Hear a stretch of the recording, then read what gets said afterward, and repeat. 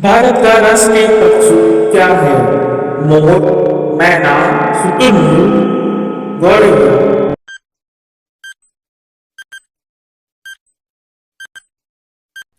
जवाब मोर। भारत का राष्ट्रीय पशु क्या है? बकरी, गाय, भैंस, बाघ।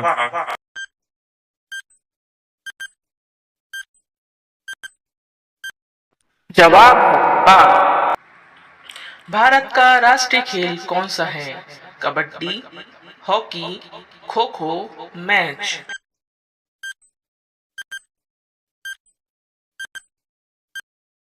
जवाब है खो खो। भारत की राजधानी क्या है? लखनऊ, अहमदाबाद, प्रयागराज, नई दिल्ली।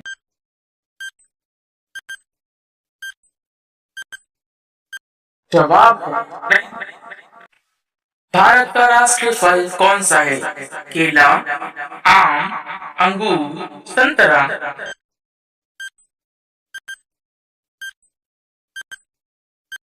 जवाब है आम।